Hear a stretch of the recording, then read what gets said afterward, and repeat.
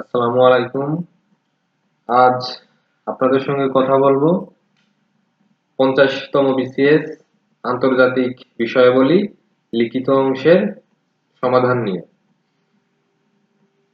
3 ঘন্টার পরীক্ষা হয়েছিল এবং 100 নম্বরের। আপনার প্রথমে 10টা প্রশ্নের উত্তর দিতে হবে 40 নাম্বার। এই জায়গায় মনে করেন 10টার মধ্যে 6টা বা 7টা পুরোপুরি কমন থাকতে হবে, আর বাকিগুলো আন্দাজ করে লিখলেও পরীক্ষা ভালো হবে। প্রথম প্রশ্ন, অর্থনৈতিক নিষেধাজ্ঞা বা ইকোনমিক স্যাংশন কিভাবে বিভিন্ন দেশের সম্পর্কের উপর প্রভাব ফেলে? আচ্ছা, এই যে অর্থনৈতিক নিষেধাজ্ঞা কেন দেয়া হয়? একটা দেশের উপর চাপ দেওয়ার জন্য। সিদ্ধান্ত পরিবর্তনে একটি দেশ অন্য দেশের উপর যে চাপ দেয় অর্থনৈতিকভাবে, এটাকে বলা হচ্ছে ইকোনমিক স্যাংশন। বিভিন্ন কারণে এই চাপটা দিতে পারে, যেমন নিজের দেশের ব্যবসায়ীদের দিক দেখা। দেখবেন ভারতের উপর এই যে অর্থনৈতিক নিষেধাজ্ঞা দিয়েছে আমেরিকা, এর কারণ কি? কয়েকটা কারণ আছে। দেখেন, এই ভারতের বিজনেসম্যানদের জন্য ভারত থেকে যে সকল এসি এবং আপনার যে সৌরবিদ্যুৎ তৈরি হয়, ওই যে ইনফ্রাস্ট্রাকচার আমেরিকাতে পাঠায়, এগুলো আমেরিকার লোক আমেরিকার তৈরি জিনিস কিনতেছে না, ভারতের তৈরি জিনিস কিনতেছে। তাহলে আমেরিকার লোকজন, আমেরিকার ব্যবসায়ীরা, শিল্পপতিরা ক্ষতিগ্রস্ত হচ্ছে। তখন হলো আমেরিকার প্রেসিডেন্ট এবং অর্থ মন্ত্রণালয় থেকে বা বাণিজ্য মন্ত্রণালয় থেকে বলতেছে তাহলে ভারতের উপর ইকোনমিক স্যাংশন দাও। তাহলে ভারতে যে জিনিসের দাম এখন মনে করেন ভারত থেকে কেনে 100 টাকায়, এই জায়গায় বিক্রি করে 120 টাকায়, এইবার কিনতে গেলে লাগবে 180 টাকা। তাহলে তো আমেরিকার লোকজন 180 টাকা দিয়ে আর ওই জিনিসটা কিনবে না, তাহলে ওই ভারতের জিনিস কেনা বাদ দিয়ে আমেরিকার জিনিসই কিনবে। এই মনে করেন একটা কারণ। 2 নম্বর কারণ হলো কূটনৈতিক হাতিয়ার হিসেবে এই অর্থনৈতিক নিষেধাজ্ঞা প্রয়োগ করা হয়। কূটনৈতিক হাতিয়ার তার মানে আপনার মারামারি হবে না, রক্ত ঝরবে না, ঠিক আছে, কিন্তু একটা নিষেধাজ্ঞা দিয়ে দম আটকায় ফেললাম, বিষয়টা এরকম। যেমন রাশিয়ার সব ডলার ফ্রিজ করে দিয়েছে আমেরিকা, ঠিক আছে, একটা নিষেধাজ্ঞা দিয়ে রাখছে যে তোমরা যুদ্ধ বন্ধ করো ইউক্রেনের সাথে। আবার রাশিয়ার সঙ্গে যে ব্যবসা করবে তার উপরে হলো সেকেন্ডারি স্যাংশন। রাশিয়ার থেকে যে ভারত বা ইন্ডিয়া তেল ক্রয় করে, তাহলে এই যে ডিজেল ক্রয় করে, তাহলে কেন ক্রয় করতেছে? এই জন্য সেকেন্ডারি স্যাংশন। প্রাইমারি স্যাংশন তো রাশিয়ার উপর, রাশিয়ার যে সকল দেশ সহায়তা করবে তাদের উপর হয়ে গেল সেকেন্ডারি স্যাংশন। তাহলে এই যে বিভিন্ন দেশের সাথে বিভিন্ন দেশের সম্পর্ক টানাপোড়েন সৃষ্টি হয় এইভাবে।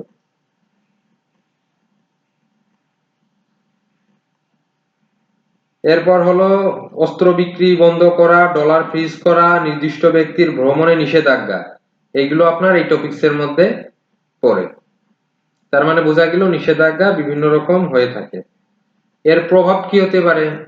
পাল্টা নিষেধাজ্ঞা আসতে পারে, তাই না? আপনি নিষেধাজ্ঞা দেবেন, এর প্রভাব হিসেবে পাল্টা নিষেধাজ্ঞা বা এমন কিছু হতে পারে যা আপনার দেশের বিপক্ষে যায়। অথবা মনে করেন যে এখন কিছু হলো না, 100 বছর বা 20 বছর পরে যে আপনার বিরুদ্ধে একটা কাজ করবে ওই দেশ। আপনি যদি অর্থনৈতিক নিষেধাজ্ঞা 2026-এ দেন, 2056-তে যায় এসে আপনার বিরুদ্ধে দেখবেন আপনার বিপদের সময় পাশে থাকবেন। এরপরে আপনি যখন স্যাংশন দেবেন, সে বিকল্প পথ খুঁজবে, অন্য জায়গাতে যাওয়ার চেষ্টা করবে, অন্য কারোর সাথে লেনদেন ব্যবসা বাণিজ্যে জড়ানোর চেষ্টা করবে। এই যে স্যাংশনে সব থেকে বেশি ক্ষতিগ্রস্ত হয় হলো সাধারণ মানুষ। খাদ্য, ওষুধ, জ্বালানির দাম বেড়ে যায় এবং মানবিক সংকট তৈরি হয়।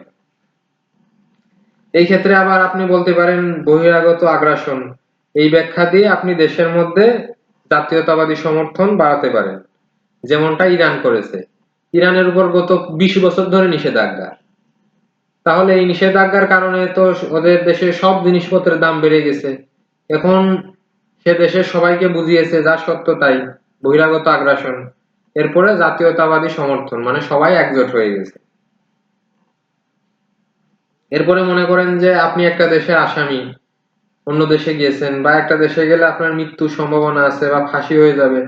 অনেক দেশ রক্তপাত বা মানুষের সর্বোচ্চ শাস্তি মৃত্যুদণ্ড চায় না, ঠিক আছে, সারা জীবন জেল খাটবে এটাই সর্বোচ্চ শাস্তি চায়। সেই সকল দেশে যেয়ে যদি আপনি আশ্রয় নেন, তাহলে মনে করেন যে বেঁচে গেলেন। বা এই যে আপনার বিভিন্ন আসামিদের জন্য ছাড় আছে, অন্য দেশে যেতে পারবে না। আচ্ছা, তাহলে আমাদের প্রশ্নটা ছিল কি, ইকোনমিক স্যাংশন কিভাবে বিভিন্ন দেশের সম্পর্কের উপর প্রভাব ফেলে। তাহলে এটা লং টাইম প্রভাবও ফেলতে পারে, শর্ট টাইম প্রভাবও ফেলতে পারে। আচ্ছা, এই যে এই সকল বিষয় নিয়ে আপনার বেশি আলোচনা হয় ইন্ডিয়ান বাংলার স্কিল বাংলা চ্যানেলে, এটা আপনারা ফলো করতে পারেন। এরপর শেখ ফরিদ নামে একজন আছে, উনিও আন্তর্জাতিক বিষয়গুলি নিয়ে কথা বলেন। এরপর হলো সরওয়ার আলম, সরওয়ার আলম নামে ইউটিউব চ্যানেল আছে। এখানে আপনারা দেখবেন যে প্রায় 2 দিন পর পরই মানে সমসাময়িক বিষয় নিয়ে ভিডিও হয়, বিভিন্ন দেশ নিয়ে, ইন্টারন্যাশনাল অ্যাফেয়ার্স নিয়ে। খ নাম্বার হলো ট্রাক ও কূটনীতি। ট্রাক টু কূটনীতি, ডিপ্লোমেসি, এটা কি? বর্তমানে বাংলাদেশ কিভাবে বিদ্যমান নিরাপত্তা চ্যালেঞ্জগুলোকে ট্রাক টু কূটনীতির মাধ্যমে সমাধানের উদ্যোগ নিতে পারে। আচ্ছা, অনেক জটিল নিরাপত্তা সমস্যা সরকারি পর্যায়ে সরকারিভাবে আলোচনা করা সম্ভব হয় না, সেক্ষেত্রে ট্রাক টু ডিপ্লোমেসি কাজে লাগে। দুই দেশের সরকার প্রধান বা দুই দেশের অর্থমন্ত্রী যখন আলোচনা করতে ব্যর্থ হয় বা আলোচনা করে কোনো সুফল পাওয়া যাচ্ছে না, তখন কাদের দিয়ে আলোচনা করা হয়? শিক্ষাবিদ, গবেষক, সাংবাদিক, ব্যবসায়ী বা থিঙ্ক ট্যাঙ্কার, যারা অনেক ভাবে একটা দেশ নিয়ে বা ইন্টারন্যাশনাল অ্যাফেয়ার্স, শেয়ার মার্কেট নিয়ে অনেক আইডিয়া আছে যাদের, তারা এই বিষয়গুলো নিয়ে কাজ করে। কোন দুই দেশের থিঙ্ক ট্যাঙ্ক বা শিক্ষাবিদ যখন কথা বলবে, কোনো না কোনো সমাধান আসবে, ঠিক আছে। তাহলে যখন সরকারিভাবে অফিসিয়াল ভাবে সম্ভব না, তখন আনঅফিসিয়ালি বা অন্যভাবে যদি সমাধান বের করা যায়, তাহলে তো দুই দেশের জন্যই ভালো। বাংলাদেশের নিরাপত্তা চ্যালেঞ্জগুলোর মধ্যে আছে রোহিঙ্গা সংকট, সীমান্ত নিরাপত্তা, মাদক পাচার, সন্ত্রাসবাদ, বঙ্গোপসাগর, জলবায়ু নিরাপত্তা, সাইবার নিরাপত্তা, পানি বন্টন এবং খাদ্য নিরাপত্তা। রোহিঙ্গা সংকট যেহেতু সরাসরি মিয়ানমারের সঙ্গে কথা বলে কোনো সমাধান হচ্ছে না, তাহলে সরকার কথা না বলে ওই দুই দেশের মধ্যে যারা সামরিকভাবে রিটায়ার্ড এই জায়গার একজন অফিসার, ওই জায়গার একজন অফিসার কথা বলতে পারে। এরপরে গবেষকরা কথা বলতে পারে, বা সাংবাদিক, জার্নালিস্ট যদি সমাধান বের করে তাহলে ভালো। এরপরে মাদক পাচার নিয়েও দ্বিপাক্ষিক বৈঠকের দরকার আছে এবং এইগুলো নিয়ে সর্বোপরি সমাধান করা দরকার।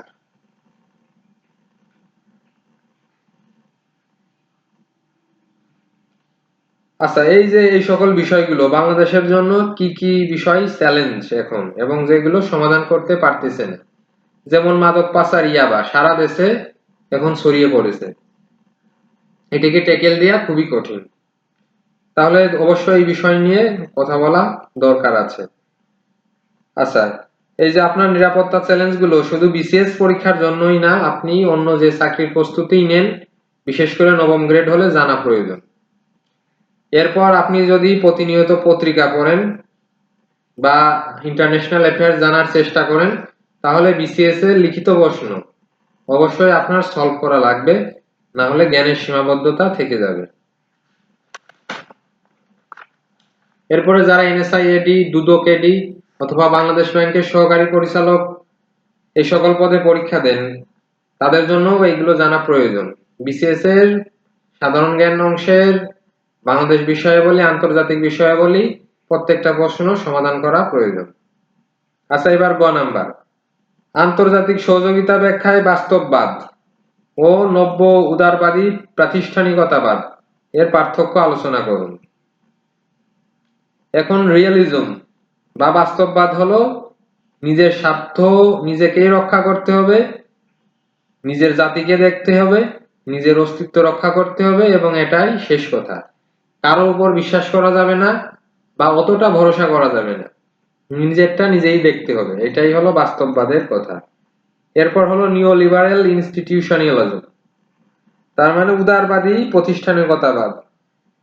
এখানে যেমন জাতিসংঘ, ওয়ার্ল্ড ট্রেড অর্গানাইজেশন, সংক্ষেপে WTO, ইউরোপীয় ইউনিয়ন, এশিয়ান, এগুলো সবাই যে মিলেমিশে থাকে, সবার স্বার্থ একে অপরের স্বার্থ যে দেখে, এটাই হলো নিওলিবারেল ইনস্টিটিউশনালিজম।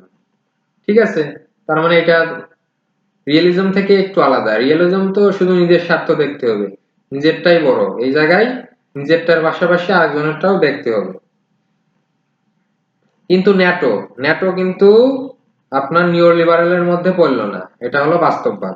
ঠিক আছে, উদারবাদীর মধ্যে এটা পড়বে না। আচ্ছা, এই সকল বিষয় নিয়ে ইউটিউবে দেখবেন কথা বলে থাকেন আবু নাসের টুকু স্যার। তিনি ভূগোল, পরিবেশ ও দুর্যোগ ব্যবস্থাপনা, আন্তর্জাতিক বিষয়াবলী, নৈতিকতা, মূল্যবোধ ও সুশাসন নিয়ে তার অনেক কথা আছে, আপনারা এগুলো দেখতে পারেন। এরপর হলো ঘ নাম্বার, 1951 সালে প্রণীত রিফিউজি কনভেনশন কিভাবে শরণার্থীকে সংজ্ঞায়িত করে, কোন কোন পরিস্থিতিতে বাস্তুচ্যুত জনগোষ্ঠীকে শরণার্থী হিসেবে স্বীকৃতি প্রদান করা যায়। আচ্ছা, তাহলে এর উত্তর কিভাবে দেওয়া যায়? দ্বিতীয় বিশ্বযুদ্ধের পর এ কনভেনশন হয়, তখন অনেক মানুষ বাস্তুচ্যুত ছিল। শরণার্থী হলো এমন ব্যক্তি যিনি নিজ দেশের বাইরে অবস্থান করছে, এমন জাতি, ধর্ম, জাতীয়তা, নির্দিষ্ট সামাজিক গোষ্ঠীর সদস্যপদ বা রাজনৈতিক মতের কারণে নির্যাতিত হওয়ার যৌক্তিক ও সুপ্রতিষ্ঠিত আশঙ্কা রয়েছে এবং সেই কারণে নিজ দেশের সুরক্ষা নিতে অক্ষম বা অনিচ্ছুক। আচ্ছা, তাহলে শরণার্থী কিন্তু যে কেউ হতে পারবেন না। আপনি অন্য দেশে যেয়ে বললেন আমি শরণার্থী, না, তারা তো বিশ্বাস করবে না, এই যে বিভিন্ন প্রমাণ দেখে এটা বিশ্বাস করাতে হবে। 1951 সালে এই প্রটোকলে প্রমাণ করা কঠিন ছিল, কিন্তু 1967 সালে এই ব্যবস্থাটিকে অধিকতর সহজ এবং বৈশ্বিক করা হয়েছে।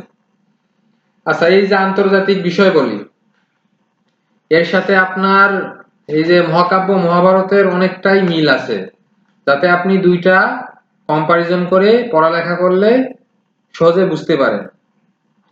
যেমন মনে করেন মহাভারত অনুসারে শক্তিশালী রাজ্য তখন ছিল হস্তিনাপুর আর যদু বংশ। আর এখন মনে করেন যারা জাতিসংঘে ভেটো দিতে পারে তাদেরকে শক্তিশালী বলা যায় রাশিয়া, চীন, আমেরিকা, ইংল্যান্ড ও ফ্রান্স। ইরান 6 নাম্বার রাখেন। আচ্ছা, হস্তিনাপুরের শক্তি ছিল ভীষ্ম, বিদুর, তাই না, মহামহিম ভীষ্ম, মহামন্ত্রী বিদুর, ইনারা। আমেরিকার ভালো প্রেসিডেন্ট হলো ট্রুম্যান, মার্শাল। ইরানের শক্তি সোহরাব, রস্তম, হোমেনি, এইরকম। তখন হলো প্রচলিত নীতি দিয়ে চলতো, এখন হলো প্রচলিত দর্শন। আচ্ছা, আপনার 2000 বছর আগে যে বিদ্রোহ করবে তার বিরুদ্ধে গোপনে বা প্রকাশ্যে ষড়যন্ত্র করা হতো। ইউএসএ, ইরান ভৌগোলিকভাবে হলো এখন শক্তিশালী, আর তখন হলো হস্তিনাপুর ভারতবর্ষের মাঝে ছিল, এই কারণে হস্তিনাপুর শক্তিশালী ছিল। দেখেন আমি কিন্তু রিলেট করতেছি, মানে বর্তমানে যা ঘটতেছে এইগুলোর সাথে অতীতের ঘটনাগুলো রিলেট করতেছি, 2000, 3000, 5000 বছর আগের ঘটনা। আগে মনে করেন ক্ষমতার জন্য কি হতো, অশ্বমেধ যজ্ঞ হতো অস্ত্র সমর্থনের জন্য। আপনি যদি অশ্বমেধ যজ্ঞ সফলভাবে করতে পারেন, তাহলে পরবর্তীতে যখন অন্য কোনো রাজার সাথে যুদ্ধ করবেন, তাহলে আপনি যার সঙ্গে জিতছেন, অশ্বমেধ যজ্ঞ জয়ী হয়েছেন, সেই রাজা আপনাকে সহায়তা করতে বাধ্য থাকবে। ঠিক আছে, আপনার সব রকম সহায়তা দেবে যুদ্ধের সময়। আর এখন হয় ডলার নীতি, পারমাণবিক অস্ত্র এবং উন্নত এআই তৈরি। এখন কিন্তু পারমাণবিক অস্ত্রের যুগ শেষ, চলে এসেছে আর্টিফিশিয়াল ইন্টেলিজেন্স, এআই দিয়ে সবকিছু হবে।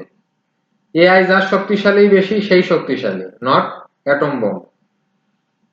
উত্তর কোরিয়া হলো এখন আলাদা রকম রাষ্ট্র, এই যে কিম জং উনের দেশ, ঠিক আছে।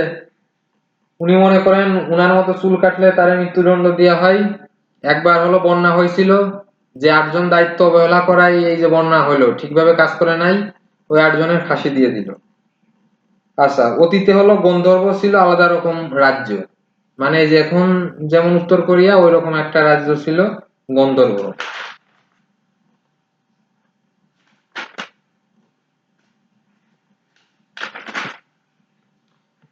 আচ্ছা, এর পরের প্রশ্ন হলো আমাদের ইন্দো প্যাসিফিক অঞ্চলে সামুদ্রিক নিরাপত্তা কৌশল নির্ধারণে ভূ রাজনীতি কি ভূমিকা পালন করে? দেখেন, ভূ রাজনীতি একটা জটিল বিষয়। আপনি 2 তলায় থাকেন আর একজন থাকে হলো নিচতলায়। এখন ইট নিয়ে যদি যুদ্ধ হয়, তাহলে কে জিতবে? যে 2 তলায় আছে আপনি তো উইন হবেন, কারণ ইট মারবেন নিচেই সরাসরি যে লাগবে। আর যে নিচতলায়, ইট তো উপরে মারতে কষ্ট হবে, আর কোনো অস্ত্র নাই, ইট দিয়েই যুদ্ধ। তাহলে ভূ রাজনীতি এরকম, তাই না? আপনার মনে করেন যদি কোথায় অবস্থান করতেছেন, ভৌগোলিক অবস্থান কেমন, এটা যদি পজিটিভ হয় তাহলে অনেক কিছুই পজিটিভ। আচ্ছা, ইন্দো প্যাসিফিক অঞ্চলে সামুদ্রিক নিরাপত্তা কৌশল নির্ধারণ, এই বিষয়ে আপনার যে সকল কথাবার্তা প্রথমে চলে আসে, এই যে কোয়াড্রিলেটারাল সিকিউরিটি ডায়ালগ, যুক্তরাষ্ট্র, জাপান, ভারত ও অস্ট্রেলিয়া, এই 4টা দেশ নিয়ে গঠিত। ভারত মহাসাগর ও প্রশান্ত মহাসাগরের গ্রীষ্মমণ্ডলীয় জলভাগকে কেন্দ্র করে এই 4টা দেশ নিয়ে এই ইন্দো প্যাসিফিক অঞ্চলে এই যে নিরাপত্তা বলয় গঠিত হয়েছে। এর কারণ কি কি? সমুদ্রপথে জাহাজের গতিবিধি দেখা। কি দিয়ে দেখবে? স্যাটেলাইট ও অন্যান্য প্রযুক্তি দিয়ে দেখবে। আনক্লস, এর গুরুত্ব বাড়ানো, রিয়েল টাইম ডেটা সংগ্রহ এবং প্রাকৃতিক দুর্যোগ সম্পর্কে আগে থেকে জানা। এই যে ইন্দো প্যাসিফিক অঞ্চলে সামুদ্রিক নিরাপত্তা কৌশল নির্ধারণ হয়, এর মধ্যে এই বিষয়গুলো নিয়েই বেশি গবেষণা করা হয়ে থাকে। এরপর 1-এর 6 নং প্রশ্ন, আন্তর্জাতিক রাজনীতিতে পোস্ট স্ট্রাকচারালিজম অ্যান্ড ডিকনস্ট্রাকশনিজম সংক্ষেপে বর্ণনা করুন। তাহলে পোস্ট স্ট্রাকচারালিজম মনে করে বাস্তববাদ সম্পর্কে আমাদের ধারণা সম্পূর্ণ নিরপেক্ষ নাই। মনে করেন ফরাসি একটা গল্প ফরাসি ভাষায় যেভাবে লেখা হলো, যখন আমরা অনুবাদ হয়ে আমাদের কাছে আসবে, আমরা যে ফিলিংসটা পাবো আর তারা তাদের ভাষায় গল্পটা পড়ে যে উপদেশ পেয়েছে বা যে ফিলিংস পেয়েছে সম্পূর্ণ আলাদা। তার মানে আপনি একটা জিনিসকে যদি ভালোভাবে ফুটিয়ে তুলতে চান, ভাষার মধ্যে শব্দের ব্যবহার একটা বড় ফ্যাক্ট ফেলে। এটাই আপনার বলতেছে পোস্ট স্ট্রাকচারালিজম। ভাষা, সামাজিক প্রতিষ্ঠান, রাজনৈতিক সক্ষমতার কারণে জ্ঞান ও সত্য নির্মিত হয় এবং বিভিন্ন সময়ে বিভিন্ন রকম হয়ে থাকে। কোন বিষয়কে সিকিউরিটি থ্রেট বলা হবে সেটাও রাজনৈতিক নির্মিত।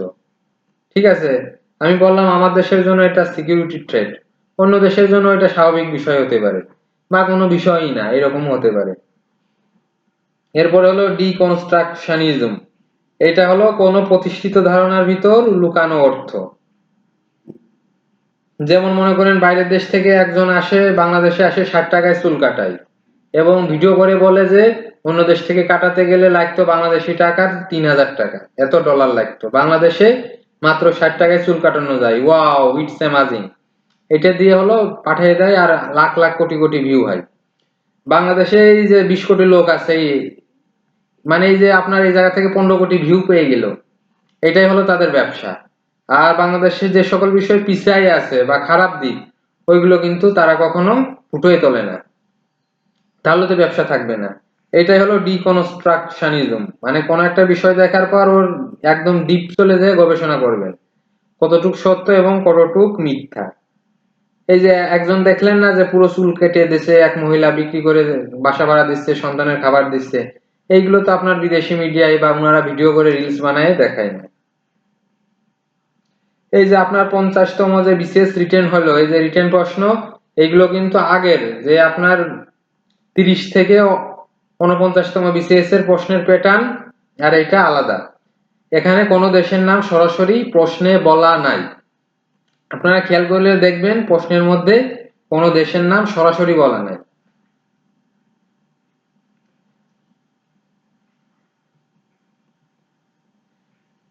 তাহলে ডিকনস্ট্রাকশনিজমে হলো নিজেকে বড় করা হয় এবং পরবর্তীতে দেখা যায় 10-15 বছর পর দেখা যায় যে না, এই জিনিসটা আসলে ঠিক ছিল না।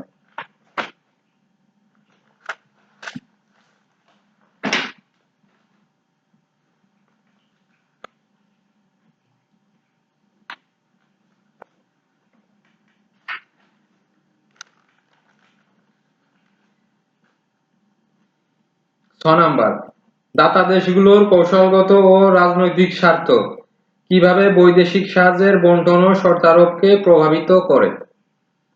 এটা একটা মজার প্রশ্ন, এবং যারা আগে এই প্রশ্ন পড়েন নাই বা এইগুলো সম্পর্কে আইডিয়া নাই, তারাও কিছু না কিছু লিখে আসতে পারবেন। আচ্ছা, এবার প্রথমেই বলি যারা উন্নত দেশ, যেমন মনে করেন যে চীন কিন্তু কোনো দেশকে দেশ মনে করে না, মনে করে একটা বাজার, এই একটা বাজার, এই একটা বাজার, তাই না? আফগানিস্তান একটা বাজার, তারপরে আফ্রিকার মরক্কো একটা বাজার, ইউরোপের পর্তুগাল একটা বাজার, ব্যবসা করতে হবে। পৃথিবীতে কোনো দেশ আছে তারা বিশ্বাসই করে না। Every country is equal to a market. আচ্ছা, বৈদেশিক সাহায্য, মনে করেন একটা দেশ আপনাকে সাহায্য করতেছে, এমনি এমনি তো করবে না, নিঃস্বার্থ তো এখন করবে না, এই যুগে আপনাকে শর্ত দেবে যে তোমাকে আমি সহায়তা করতেছি, বিপদের সময় আমার পাশে থাকবা, বা ওই দেশের সঙ্গে বেশি কথাবার্তা বলবা না, কারণ আমরা তোমার সহায়তা করতেছি। এরপরে মনে করেন যে আরো কন্ডিশন দেবে যে আমাদের দেশের একজন তোমাদের দেশে আটকা পড়ে আছে, তাকে ছাড়ে দাও। ঠিক আছে? তাহলে দাতা দেশগুলো কিন্তু অনেক সময় আপনার উপর চাপ দিতে পারে, আপনি কিন্তু তাদের উপর নির্ভরশীল হবেন না, তাহলে সমস্যা। বৈদেশিক সাহায্য সাধারণত উন্নয়ন, দারিদ্র্য হ্রাস, মানবিক সহায়তা ও অবকাঠামোগত উন্নয়নের জন্য দেয়া হলেও বাস্তবে দাতা দেশগুলো কৌশলগত, অর্থগত ও রাজনৈতিক সুবিধা পায়। বিভিন্ন শর্ত দিয়ে অন্য দেশের প্রতি হেনস্থা করা হয়, যে দেশ গরিব তাকে বিভিন্ন শর্ত দেয়া হয়, তারপরে তাকে দান করা হয় যে তুমি আমি তোমার এই জিনিস দান করলাম বা এই জিনিস ঋণ দিলাম, 100 বছরের মধ্যে যদি দিতে না পারো সুদ সহ, তাহলে ওই ওই দেশের এই অংশটা আমার, আমি 20 বছর দখল করবো, ভোগ করে তারপর যাব। যেমন শ্রীলঙ্কা কিন্তু ফাঁসে গেছে এরকম। আচ্ছা, এরপর হলো তারা কিন্তু এরকমও বলতে পারে যে আমি তোমাদের এত সহায়তা করতেছি, এত টাকা পয়সা দিচ্ছি, তোমাদের দেশে ভূমিকম্প হয়েছে, এদের এত খাবার ত্রাণ পাঠালাম, তাহলে তুমি আমাদের দেশ সম্পর্কে পজিটিভ রিভিউ দাও। তোমাদের যে তো সংবাদ মাধ্যম আছে, টিভি চ্যানেল, সংবাদপত্র, রেডিও আছে, এইগুলোই খালি বলো যে এই দেশ ভালো, এই যে এক্স দেশ সহায়তা করতেছে, বা তোমরা শুধু বলবা এক্স দেশ ভালো, অথবা এক্স দেশের যে শত্রু ওয়াই, এই ওয়াই দেশের বদনাম করো, অথবা কোনো একটা দেশের কোনো একটা নির্দিষ্ট দলের ভোট চাওয়ার জন্য কিন্তু তারা আপনাকে বলবে, আর আপনাকে তো শুনতেই হবে, কারণ আপনি ওই এক্স দেশের সহায়তা নিয়েছেন। তারা যদি কোনো রাষ্ট্রপতি বা প্রধানমন্ত্রীর হয়ে ভোট চায় বা বলে যে এই বিষয়ে তোমরা সংবাদ ছড়াও, তাহলে কিন্তু এটা শুনতে হবে। এইভাবে হলো একটা দেশ, দাতা দেশ দীর্ঘমেয়াদী লাভ পায়। আচ্ছা, এবার দাতার স্বার্থ থাকলেও ইতিবাচক ফল যদি আপনি পান, তাহলে এগুলো সব মেনে নেবেন, কারণ সবকিছু মিলিয়ে আপনার অবকাঠামোগত উন্নয়ন যদি হয়, তাহলে এগুলো মেনে নেওয়া যায়, কিন্তু পরাধীন হওয়া যাবে না বা বেশি নির্ভরশীল হওয়া যাবে না। কারণ আপনি কখনো ভাববেন না যে সে আমাকে সহায়তা করতেছে, এটা আমার অধিকার, নো। যখন তখন সেই হেল্প করা বন্ধ করে দিতে পারে, এটাও মনে রাখা প্রয়োজন। আচ্ছা, পরের প্রশ্ন হলো গণহত্যায় সহযোগিতা, কমপ্লিসিটি ইন জেনোসাইড, এটা কি? বর্তমান বিশ্ব পরিস্থিতিতে কোন কোন আন্তর্জাতিক ঘটনাবলী গণহত্যার সহযোগিতায় পড়ে? আচ্ছা, এই প্রশ্নের উত্তর দিতে গেলে কিন্তু ইউটিউব গাইডলাইনে সমস্যা হতে পারে, তাই না? ইউটিউবে এই ভিডিওটা যখন পোস্ট করা হবে, এইগুলো কিন্তু ওই অটোমেটিক আর্টিফিশিয়াল ইন্টেলিজেন্স এগুলো চেক করে কি কি বলতেছে। এরপরেও যতটা বলা যায় বলি, গণহত্যায় সহযোগিতা আন্তর্জাতিক আইনে গুরুতর অপরাধ। এবার আন্তর্জাতিক আইন যারা বানায় তারা যদি এই অপরাধ করে, তাহলে কিন্তু সমস্যা। অস্ত্র বা অর্থ দিয়ে সহায়তা, তথ্য বা গোয়েন্দা দিয়ে সহায়তা, এরকম বিভিন্ন রকম সহায়তা গণহত্যায় কিন্তু দেখা যায় যে একটা দেশ আরেকটা দেশকে করতেছে। যেমন গাজা পরিস্থিতি, সুদান সংকট, রোহিঙ্গা সংকট। তবে এই বিষয়গুলো যখন পরীক্ষার খাতায় লিখবেন তখন অবশ্যই বলে দেবেন আন্তর্জাতিক তদন্ত ও চূড়ান্ত বিচারিক সিদ্ধান্ত থাকা লাগবে, তাছাড়া সরাসরি একতরফা বলা যাবে না। আবার দেখেন ইরানের কিন্তু কোনো মরার ভয় নাই কোনো সোল্ডার্সের, কিন্তু আমেরিকার সোল্ডার্সের মরার ভয় আছে, বা তারা মনোযোগ দিয়ে যুদ্ধ করতে চায় না, ঠিক আছে, বা অন্য দেশের হয়ে যুদ্ধ করতে চায় না। এগুলো কিন্তু একটা ডিফারেন্স করে।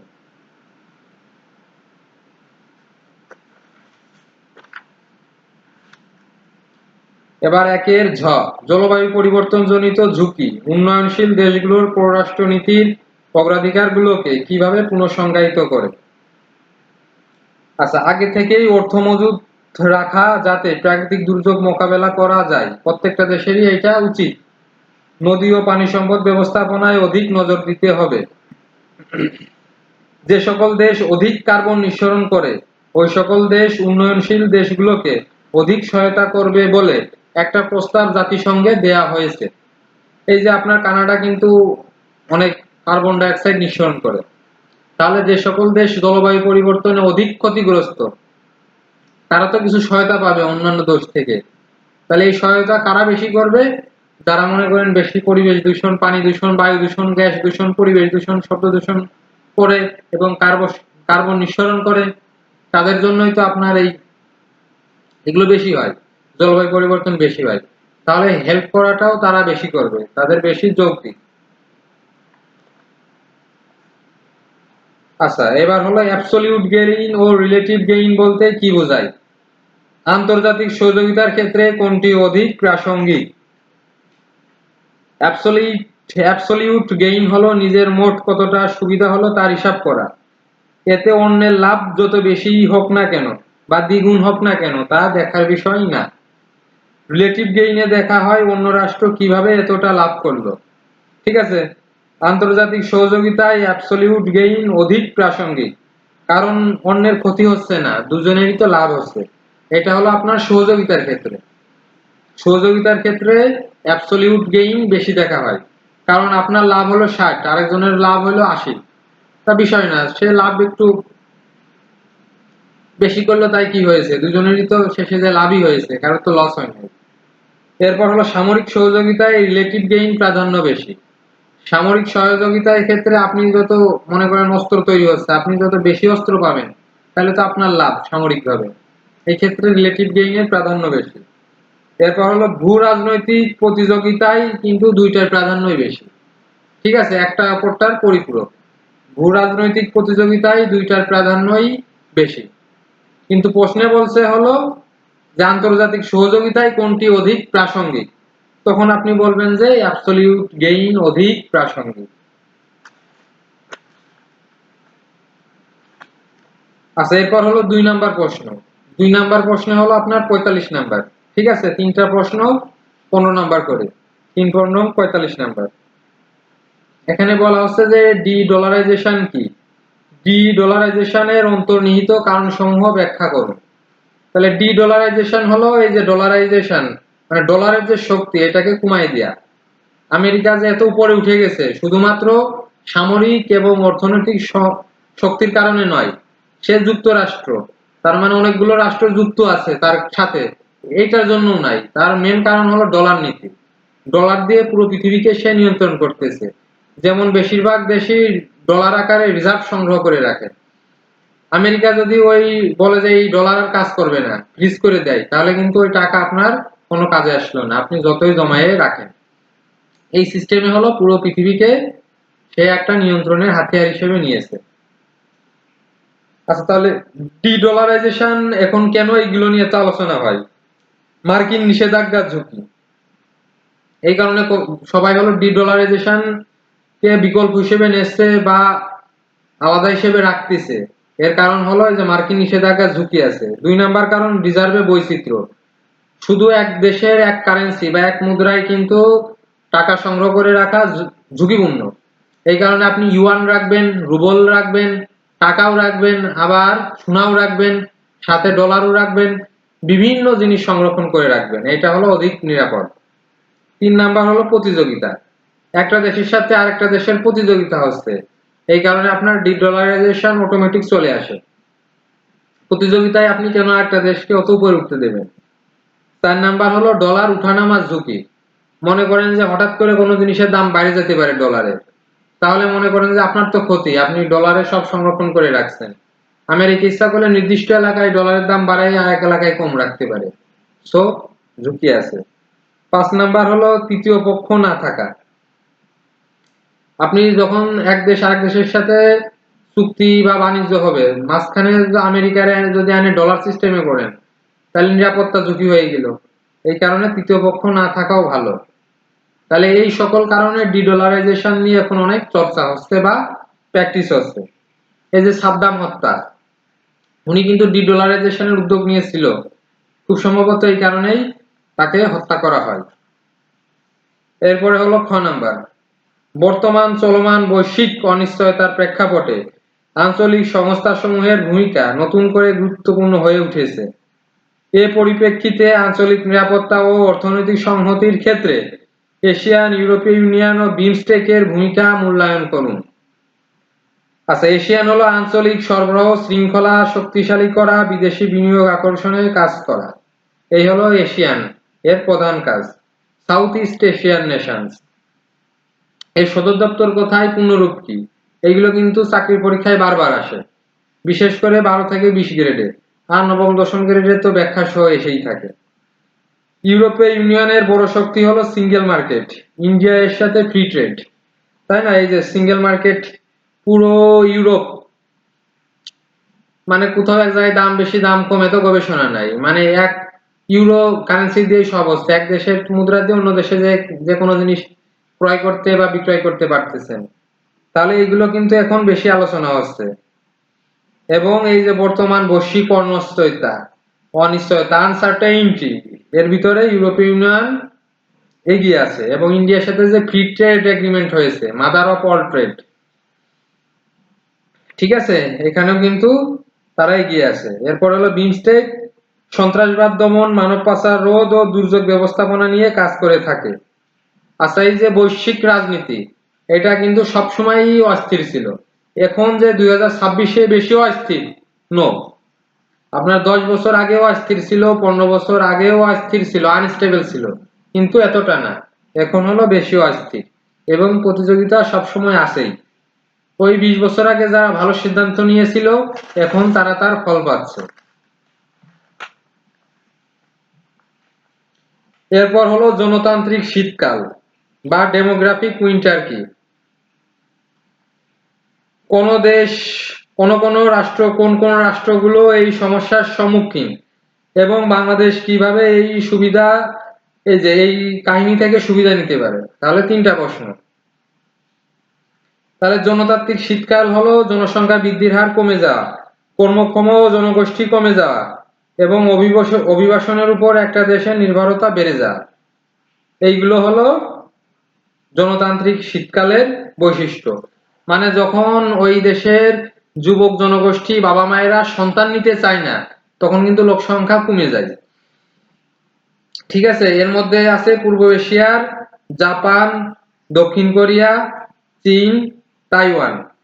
ইউরোপের মধ্যে আছে ইতালি, স্পেন, জার্মানি, গ্রিস এবং পর্তুগাল, এবং আরো আছে রাশিয়া।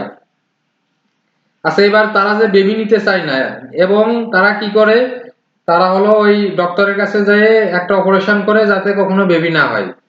বেবি হলে এই যে তার পরিচর্যা করা লাগবে, প্রস্রাব পায়খানা পরিষ্কার করা লাগবে, এগুলো তারা ঝামেলা মনে করে। 10 মাস যে পেটে ব্যথা থাকবে, এই কারণে তারা হলো সন্তান নিতে অনস্থির। এই কারণে সরকার বলছে তোমরা সন্তান নাও, তোমাদের চিকিৎসা খরচ দেব, ওই যে প্রথম 6 মাসে ওই শিশুর খাবার খরচ দেব, মায়ের খাবার খরচ ও হরলিক্স এবং আরো যাবতীয় যত অর্থকড়ি লাগে দেব। এত কিছু দিয়েও এই যে সরকার কিন্তু ওই বেবি নিতে আগ্রহ দিতে পারতেছে না। এই কারণে জনসংখ্যা কমে যাচ্ছে, বুড়ো লোকের সংখ্যা বেড়ে যাচ্ছে, ওই দেশ পতনের দিকে এগিয়ে যাচ্ছে। আচ্ছা, এবার হলো দক্ষ জনশক্তি বিদেশে পাঠিয়ে রেমিটেন্স আদায় বাংলাদেশ করতে পারে। বাংলাদেশে যেহেতু এই সমস্যা নাই, অনেক জনসংখ্যা আছে, যুবক আছে, যুবতী আছে, শরীরে শক্তি আছে, তাহলে দেশের শিল্প কারখানা তৈরি করো, অন্য দেশের লোক আনে বিনিয়োগ তৈরি করো, বড় বড় কারখানা তৈরি করো, এরা কাজ করুক, এদের ট্রেনিং দিয়ে শক্তিশালী করো, ইঞ্জিনিয়ারিং কাজে অন্য দেশে যাক, অন্য দেশে যেয়ে রেমিটেন্স পাঠাক, তাহলে তো আমাদের লাভ। তাহলে এই যে বাংলাদেশে কিভাবে কারখানা হবে, অন্য দেশ কেন কারখানা করবে? তাহলে এই দেশ শান্ত থাকতে হবে। দেশ শান্ত থাকতে হলে এই যে কোনো কিছু হলে কোনো স্থাপনা ধ্বংস করা যাবে না, আগুন দেওয়া যাবে না, হরতাল করা যাবে না, তাহলে অন্যান্য দেশ বিনিয়োগে আকৃষ্ট হবে। ঠিক আছে? এবং দেশে অনেক কারখানা হবে, অনেক জায়গা আছে, মানুষের কর্মসংস্থান তৈরি হবে। আর অন্য দেশ যদি দেখে এই দেশে এই জায়গায় আগুন লাগাই দিয়েছে, অথবা এই জায়গায় ভাঙচুর হচ্ছে, দেশের মানুষ ভালো না, খুনাখুনি, রাজনৈতিক অস্থিরতা, তখন তো অন্য দেশ আগ্রহ নিয়ে আসবে না। তাহলে আমাদের যে বেকার জনগোষ্ঠী, এরা বেকারই থেকে যাবে, আনএমপ্লয়মেন্টই থেকে যাবে। এবং বাংলাদেশে বেকারকে বলা হয় একটা অপশন। এই ভাইয়া তুমি কি করো? আমি বেকার, চাকরি হচ্ছে না, এই কথা বলে সে পার পেয়ে গেল। কিন্তু নো, অন্য দেশে কিন্তু এই কথা বলে একজন পার পাবে না, তারে কোনো না কোনো কাজ করাই লাগবে। সে সুইপারই হোক বা একটা হোটেলে যে প্লেট পরিষ্কারই করুক, এগুলো দেখার বিষয় না, বা মুচি হোক। জাপানে মুচিকেও সবাই আপনি করে বলে এবং সবাই সবাইকে সম্মান করে, এই কারণে এত উন্নত হয়ে গেছে। ঠিক আছে, এখন মনে করেন বাংলাদেশে যে বেকারত্ব যে একটা অপশন, এটা মাথায় আনা যাবে না। এটা মাথায় আনলেই শেষ। আপনাকে কাজ করতে হবে এবং অন্যান্য দেশ যাতে এবং সরকারিও ভাবে যাতে আরো শিল্প কারখানা তৈরি করা হয়, এদিক খেয়াল করতে হবে। এই যে যেমন মনে করেন আমাদের এই যে চামড়া, তারপরে চামড়া শিল্প, কুটির শিল্প, এগুলো ফিরিয়ে আনতে হবে এবং জোরদার করতে হবে। কারণ দেশে তো অনেক লোকজন আছে, এগুলোকে আরো দক্ষ করতে হবে। ঠিক আছে, নারীদেরকেও আরো দক্ষ করতে হবে, তাদেরকে ট্রেনিং দিতে হবে, প্রোগ্রাম শেখাতে হবে, আইটি টেকনোলজিতে আরো এগিয়ে নিয়ে যেতে হবে। আচ্ছা, এবার হলো 3 নাম্বার প্রশ্ন। 3 নাম্বার প্রশ্নে হলো 5 নাম্বার করে, 3টি প্রশ্ন, 5 নাম্বার, 15 মার্কস, তাহলে টোটাল হয়ে যাচ্ছে 100।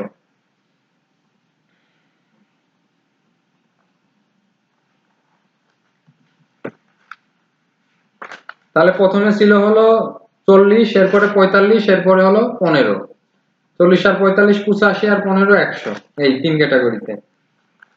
তাহলে ক নাম্বার প্রশ্ন, একটা সৃজনশীল দেয়া আছে, এরপরে ক নাম্বার প্রশ্ন, বর্তমান বিশ্ব পরিস্থিতিতে বাংলাদেশ কিভাবে গ্লোবাল ভ্যালু চেইনে তার অবস্থান পুনর্নির্ধারণ করতে পারে?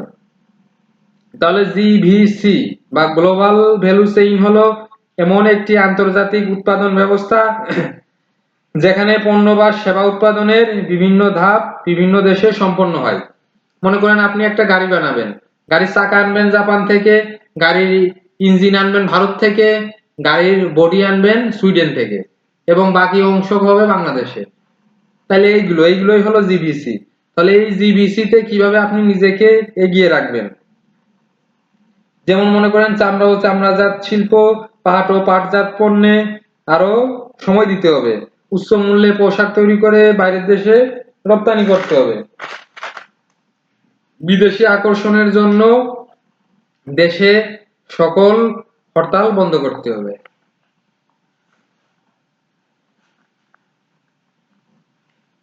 আচ্ছা, কি ধরনের বৈচিত্র্যকরণ নীতিমালা অবলম্বন করলে প্রতিযোগিতামূলক বিশ্ববাজারে প্রাসঙ্গিক থাকা যায়? এই যে বাংলাদেশে অনেক মন্দির আছে, নিরাপত্তার জন্য কিন্তু ভারত এবং নেপাল থেকে অনেকেই আসতে চায় না। এখন নিরাপত্তা যদি আরো বাড়িয়ে দেওয়া হয়, তাহলে টুরিস্ট আসবে, অন্য দেশ থেকে লোক আসবে এবং বাংলাদেশে ইনকাম হবে। বাংলাদেশ নদীমাতৃক দেশ, নদীর আশেপাশে ময়লা আবর্জনা ফেলা যাবে না এবং আশেপাশে ভালো ইনফ্রাস্ট্রাকচার তৈরি করতে হবে, হোটেল তৈরি করতে হবে, সি বিচ বানাতে হবে। বাইরের দেশ থেকে লোকজন আসবে, তারা থাকবে, বৈদেশিক মুদ্রা অর্জন হবে। এগুলো যদি ঠিকভাবে নীতিমালা নেওয়া যায় এবং নীতিমালা নিতে যদি কেউ বাধা না দেয়, অনেক সিন্ডিকেট আছে যারা বাধা দেয় সাময়িক লাভের জন্য, কিন্তু লং টার্মে যায় দেশ ক্ষতিগ্রস্ত হয়। এইগুলো যদি কেউ বাধা না দেয় এবং দেশ যদি এগিয়ে যায়, তাহলে এই দেশ সিঙ্গাপুর হতে লাগবে 20 বছর সময়, বা 15 বছরের মধ্যে বাংলাদেশ সিঙ্গাপুর হয়ে যাবে। শুধু ইউরোপ এবং উত্তর আমেরিকাতে নির্ভর করলে হবে না, আফ্রিকা, লাতিন আমেরিকা এবং মধ্যপ্রাচ্যে বাজার বাড়াতে হবে। আমরা যে পোশাক বিক্রি করি, এই যে যেমন আপনার কেপ ভার্দে, ঠিক আছে, ফুটবল খেললো, এদের যে ফুটবল জার্সি তৈরি করে দিচ্ছে বাংলাদেশ। ঠিক আছে, বাংলাদেশের পোশাক বেশি বিক্রি হয় ইউরোপ এবং উত্তর আমেরিকাতে। এখন শুধু ইউরোপ এবং উত্তর আমেরিকার উপর নির্ভর করলেই হবে না, আফ্রিকা, লাতিন আমেরিকা ও মধ্যপ্রাচ্যেও বাজার বাড়াতে হবে, মানে বৈচিত্র্য আনতে হবে। হঠাৎ করে যদি ভূমিকম্প হয়ে একটা মহাদেশ শেষ হয়ে যায়, অথবা সমুদ্রের ঢেউ এসে তাকে গিলে খেয়ে ফেললো, সমুদ্রের তলায় গেলো একটা মহাদেশ, এখন আপনার সাথেই তার সব বাণিজ্য, হঠাৎ করে তো আপনি অন্য মহাদেশের সাথে বাণিজ্য করতে পারবেন না। তখন কি করতে হবে, আগে থেকেই সব মহাদেশের সঙ্গেই, ঠিক আছে, প্রত্যেকটা মহাদেশের সঙ্গে আপনার লিঙ্ক থাকতে হবে, যাতে যে কোনো মুহূর্তে যে কোনো সিচুয়েশনে লাভ বেশি হোক বা কম হোক, সম্পর্ক একটু হলেও রাখতে হবে, তাহলে লং টার্মে যে লাভবান হওয়া যায়। যেমন ভারত বিভিন্ন জায়গা থেকে তেল কেনে, সেই তেল শোধন করার যন্ত্র তাদের আছে, শোধনও করে নিজেদের দেশে কাজে লাগায়, বিদ্যুৎ তৈরি করে। বিভিন্ন ভাবে বিদ্যুৎ তৈরি করা যায়, যেমন তেল দিয়ে, কয়লা দিয়ে, প্রাকৃতিক গ্যাস দিয়ে। তো এখন বিদ্যুৎ তৈরি করার পরেও তারা আবার অন্য দেশে ওই বিদ্যুৎ বিক্রি করতে পারে। তাদের এত পরিমাণে তেল এই যে কিনছে, হরমুজ প্রণালী বন্ধ হওয়ার পরেও ওই তেল তারা তেল কিনা কিন্তু বন্ধ করে নাই, ক্রয় করেই যাচ্ছে, যদিও তাদের আর কোনো সমস্যা নেই।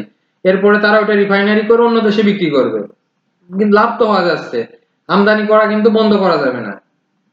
ঠিক আছে, আমার আর প্রয়োজন নেই বলে আমদানি কমিয়ে দিলাম না, আমদানি করেই যাবেন, অন্য জায়গায় বিক্রি করবেন, সংগ্রহ করবেন। এইগুলোই হলো বৈচিত্র্য। এরপর হলো ব্র্যান্ড বাংলাদেশে করতে হবে। আপনি মনে করেন একটা মাছরাঙা পাখি দেখলেন, অথবা ছোট একটা মাছ দেখলেন, এটা নিয়ে আপনার ডকুমেন্টারি করতে হবে যে বাংলাদেশে এটা এটা আছে, এই জিনিস আছে, তাহলে অন্য দেশে আকর্ষণ আসবে। অন্য দেশ তো এই করে, ছোট একটা জিনিস নিয়ে এমন ভাবে উপস্থাপন করে, মুহূর্তের মধ্যে ভাইরাল হয়ে যায় এবং সবাই দেখে। তাহলে বিজ্ঞাপন একটা বড় ফ্যাক্ট। আপনার একটা জিনিস যদি 7 কোটি টাকার ব্যবসা হয়, বিজ্ঞাপন করতে হবে 50 কোটি টাকার। এই হলো বর্তমান যুগ। যেহেতু যুগটা এরকমের, যদিও ওই 7 কোটি টাকা পণ্যের মানটা আপনার কমে গেল, কিন্তু অ্যাডভার্টাইজমেন্ট তো করতে হবে, নাহলে ওই পণ্য কেউ চিনবেই না। এটা একটা অংশ হয়ে গেছে। এখন একটা ব্র্যান্ড, এই বাংলাদেশেও একটা ব্র্যান্ড বানাতে হবে। যখন বড় বড় ক্রিকেট ম্যাচ বা ফুটবল ম্যাচ হবে, সেই সকল জায়গায় যেমন প্রাণ কোম্পানি, ওয়ালটন কোম্পানির অ্যাডভার্টাইজমেন্ট বাড়াতে হবে, বা আরো নতুন কোম্পানি বাজারে নিয়ে আসতে হবে। আন্তর্জাতিক প্রতিযোগিতায় টিকে থাকতে গেলে গবেষণা বাড়াতে হবে। শিক্ষা খাতে আপনার ইনভেস্টমেন্ট বেশি করতে হবে। বুয়েট, রুয়েট, সুয়েট, কুয়েট মেডিকেল সকল বিশ্ববিদ্যালয়ে আপনার গবেষণা বাড়াতে হবে, রিসার্চ বাড়াতে হবে, তাহলে তো দেশ এগিয়ে যাবে, না হলে তো হবে না। ঠিক আছে, মেধাবীরা অন্য দেশে চলে যাচ্ছে, এটা কিন্তু লং টার্মে যায় ক্ষতিকর। এরপরের প্রশ্ন এবং শেষ প্রশ্ন হলো, বাণিজ্য ঘাটতি কমিয়ে প্রতিযোগিতায় এগিয়ে থাকার লক্ষ্যে কি ধরনের প্রাতিষ্ঠানিক এবং নীতিগত সংস্কার প্রয়োজন বলে আপনি মনে করেন? আচ্ছা, আমদানি কমানো নীতি যথেষ্ট নয়, রপ্তানি সক্ষমতা বাড়াতে হবে। 2 নাম্বার কথা কি? 2 নাম্বার কথা হলো ব্যবসা শুরু ও পরিচালনার জটিলতা কমানো। আপনি যখন ব্যবসা শুরু করতে যাবেন, 50 রকমের কাগজ চাইবে, এরপরে হলো আপনার কাছে চাঁদা চাইবে, নো, এইগুলো হলে কিন্তু ওই বাণিজ্য ঘাটতি কমানো অনেক সমস্যা হবে। গবেষণা ও উন্নয়নে বিনিয়োগ বাড়াতে হবে। টুরিস্ট প্লেস টুরিস্ট প্লেসকে আরো উন্নয়ন করতে হবে। তারা যেন কোনো রিপোর্ট না দেয়, তাদের নিরাপত্তার দিকে সরকারি, বেসরকারি এবং সাধারণ জনগণের সবারই মনোযোগ থাকতে হবে, যেন তারা একটা দেশের কোনোভাবে বদনাম না করে। শিল্পের কাঁচামাল, মূলধন, যন্ত্রপাতি ও প্রযুক্তি আমদানিতে বাধা দেয়া যাবে না।